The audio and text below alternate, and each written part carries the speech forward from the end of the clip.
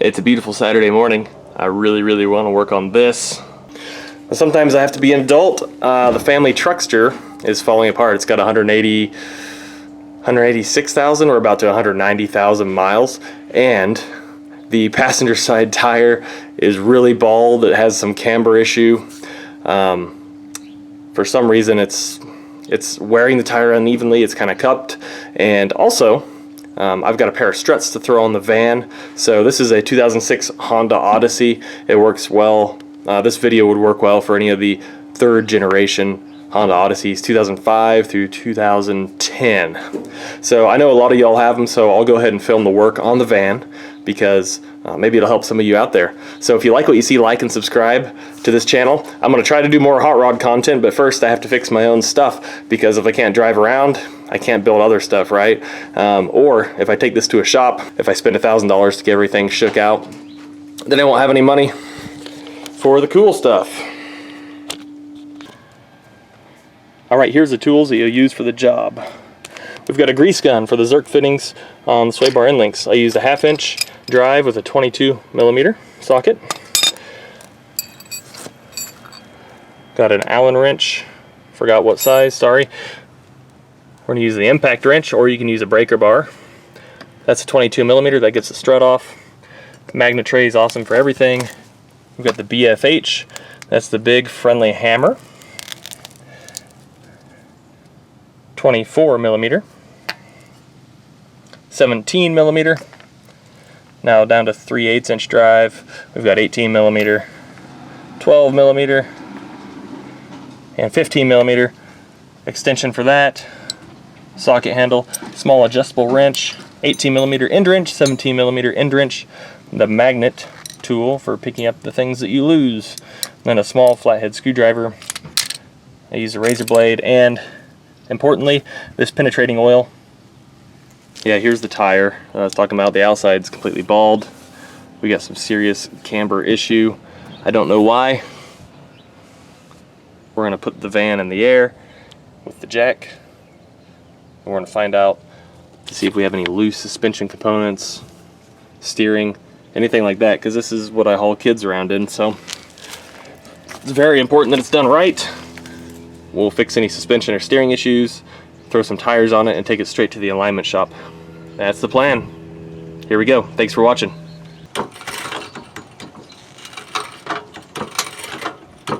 Jack stand. I'm going to shake this tire back and forth and look for any play in the steering this way or in the suspension. So I'm going to shake it this way. There's not any play there, but when I go left to right, feels like there's a little bit of play, which is not cool. So I'm going to get under here and look around. Probably tie rod end or something like that.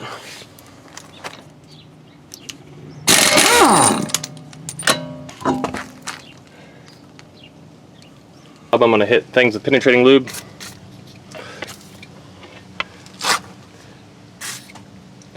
The sway bar end link is going to have to come off.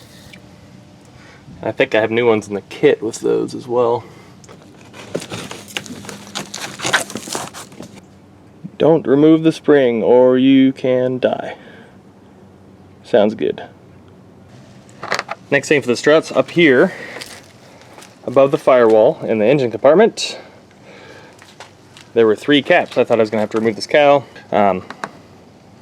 Just pop these out with a little flathead flatty, and there are 3 bolts on the top of the new strut, right?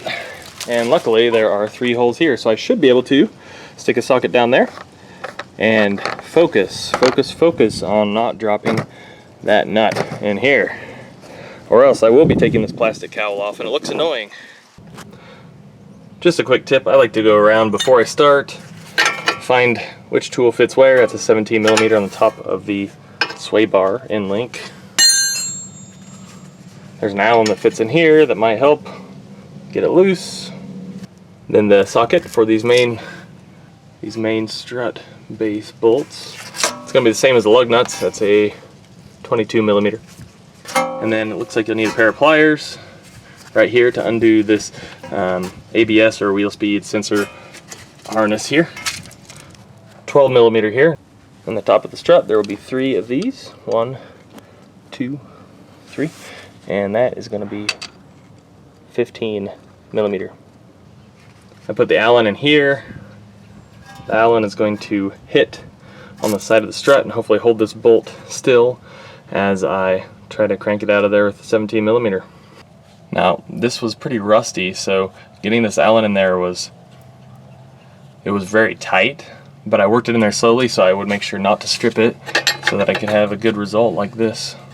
Next we'll take the retainer, get the 12 millimeter off for the brake hose. This keeps the brake hose from hitting on moving parts. Remove this clip, just a little snug squeeze. Push them out. That's free. 22 millimeter on a 1/2 inch drive to hold the left side, and then 22 millimeter on 1/2 inch impact for the right.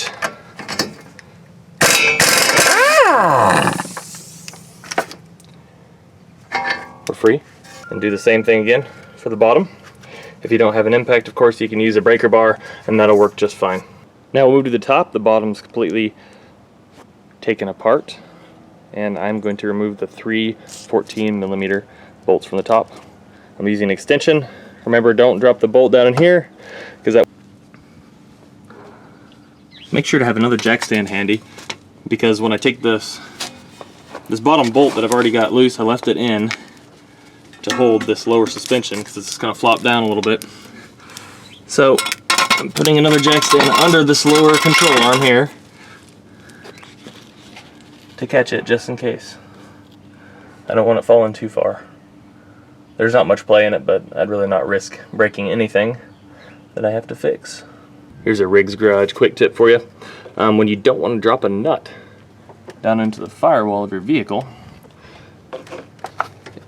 I've done this before. I put a piece of electric tape over the end of the socket, then I jam the socket right down over the nut, and then when the nut is completely free of the threads, the nut's still going to be jammed inside the socket, and you can bring it out slowly and carefully, and that makes sure that the nut is not lost and that your project doesn't all of a sudden gain an hour or 2 or 10.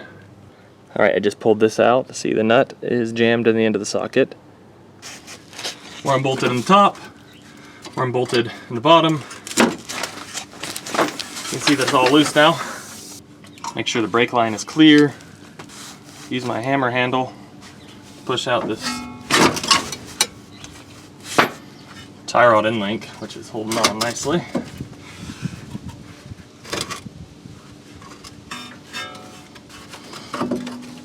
It's under pressure from the other side, so keep your brake lines clear, my friends. See how this moves, this whole assembly? There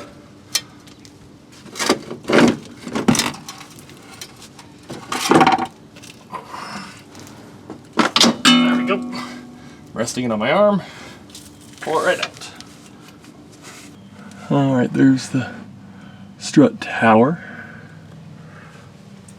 Here are all the lines we took loose. Brake line.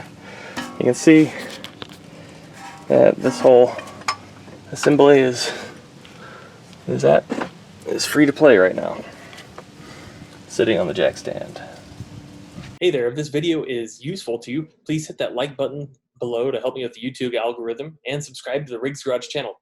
Also, in the description below, I do have links to buy any of these parts. Anytime you click these links, it helps Riggs Garage with making more videos.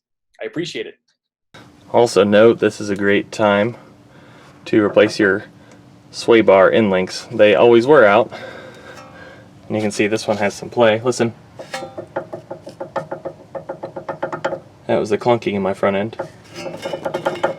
The kit that I ordered supposedly had them, but I don't see it in either box. So I guess I'm going to run to the parts store real quick and get those. Here are the new sway bar end links. You can see that they don't have the key, the hex key in the bolt. They actually have this hex head here, so it's easier to kind of keep them still while you tighten them down or remove them in the future. They also have a grease zerk fitting. You want to make sure that this is clear of anything and then you will have to tighten it down with a small wrench. And then you want to pump it up with a grease gun once you install it. Alright, so here's the way I have it clocked to get this lower sway bar in linked undone. So I've got my cheater bar right here. It's rammed under the sway bar to keep it from giving, because the sway bars are all mounted on rubber bushings and there's a lot of give in them, and they're flexible. That's the idea. I have my Allen wrench in the end of that bolt, and it's up against the sway bar, so when I twist it clockwise, I have my 17mm wrench on here. This stuff is rusty junk. This is why I shot it with penetrating oil at the beginning of the job. So now I'm going to tap on my wrench here and see if I can't get this rusty nut to break loose. This van came from Michigan. Don't buy garbage from Michigan unless you like rust. So I'm going to grab a good old grinder with a cutoff wheel and just chop this junk off. Alright, I cut that junk off. Next, I snug down these Zerk fittings, and then it's a little bit of imagination time. So, when this is installed, will that Zerk fitting be pointing in a direction that you can get a grease gun on it? If the answer is yes, continue. This one is pointing this way. I have a flexible grease gun, so this should not be a problem. I'm probably going to push this van in a lake anyway before it ever needs grease. Alright, so now I'm going to hold the front of the end link with a wrench using an adjustable here. And in the back, I'm going to use an 18mm end wrench because my socket won't fit right here. Next, we're going to get this strut assembly seated. So you'll want to take these nuts off, of course, and then you want to make sure that these are positioned the same as what you see in the strut tower here.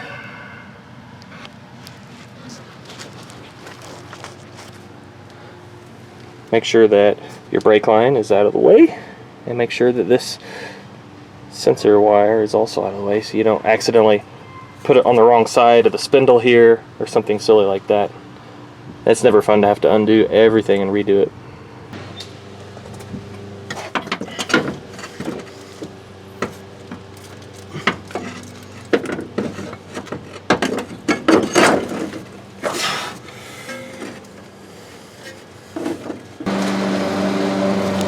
Okay, right now I have that strut jammed on top of the axle. I'm going to go ahead and put this nut on so it can't fall, cause me problems.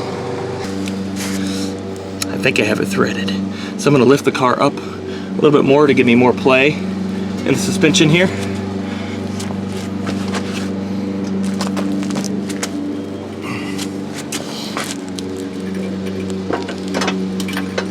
See that?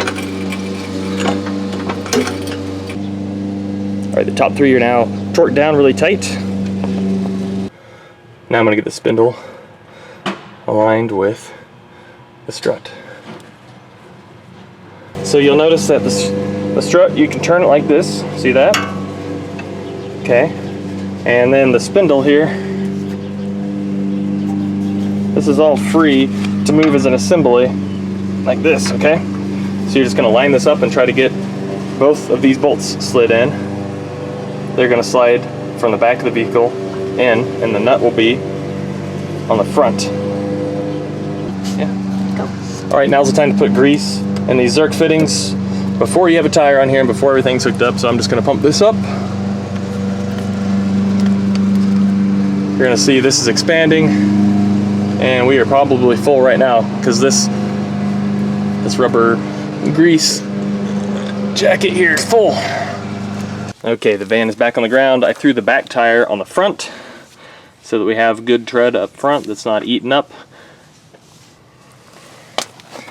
And Now that the weight of the vehicle is on, you'll be able to see that we can connect the sway bar end link here. It's pretty much lined right up. So I crank the wheel far right. I will just slide the sway bar end link in, tighten it up, and this job will be done on this side.